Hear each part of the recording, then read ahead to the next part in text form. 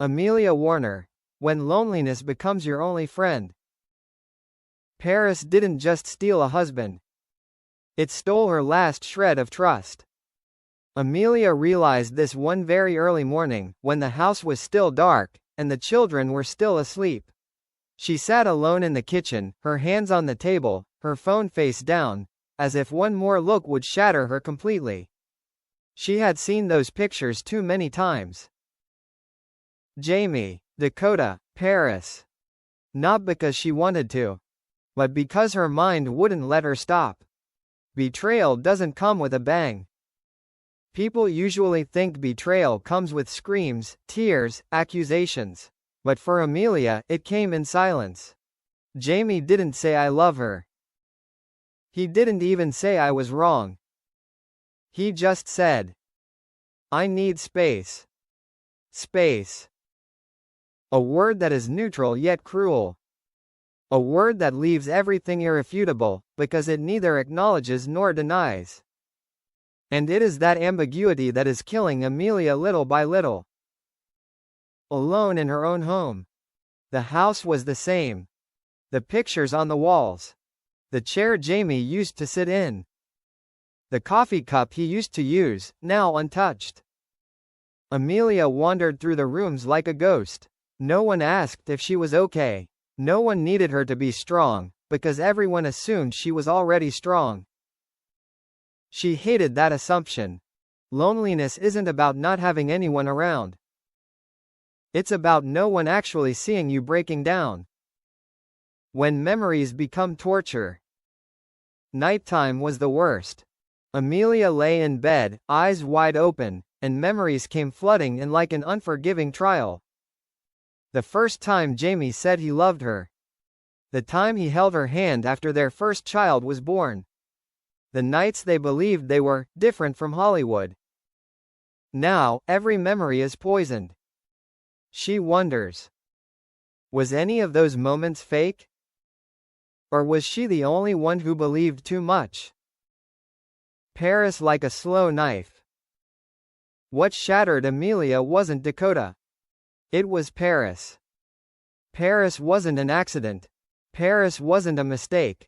Paris is where people go when they want to love consciously. She couldn't stop thinking about it. Every time she closed her eyes, she imagined Jamie and Dakota walking down the cobblestone streets. A place she had never been taken to, a place that didn't belong to her. Not because she wanted to be there, but because he chose to take someone else. The deepest betrayal, being silently replaced. Amelia didn't cry out. She recoiled. She began to doubt her own worth. Was she too quiet? Was she too stable? Had she become part of the scene, no longer the center? The cruelest betrayal isn't abandonment. It's the feeling of being replaced without any explanation. The children, the reason she couldn't afford to break down. In the morning, Amelia still woke up on time. Still prepared breakfast. Still smiled, a smile she had practiced. She looked at her children and told herself, they must not grow up with the image of a broken mother. But there were times when, turning away, Amelia had to put her hand on the wall to keep from slipping to the floor. She learned to break down in silence. When the media turned pain into content, Amelia didn't read the newspapers. But the newspapers found her. Did you know about this? How did you react? Were you betrayed? No one asked. How are you surviving?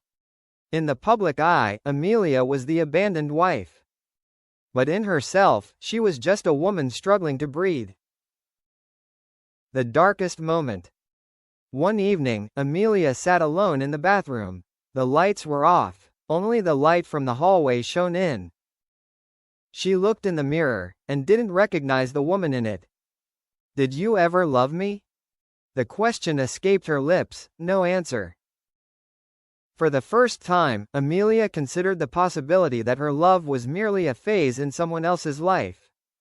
The thought made her nauseous. The silent rise. But then, in that darkness, something small happened. Amelia realized. Jamie had left, but she was still here. Not because she had to be, but because she chose not to disappear. She began to write, not to publish, not to share, just to exist. The first lines trembled, then they became steady. She wrote about pain, about betrayal, on being a woman in a world that always expects you to be silent. Betrayal doesn't define who she is. Amelia didn't win. Nor did she overcome in the sense of empty, inspirational cliches. She just continued to live, with the crack still there. But it was in that crack that Amelia learned one thing. Betrayal doesn't define who you are. It only reveals the limits of others. Paris may have taken away a part of her life, but it didn't take away her inner voice. And in the deepest silence, Amelia began to hear herself, more clearly than ever before.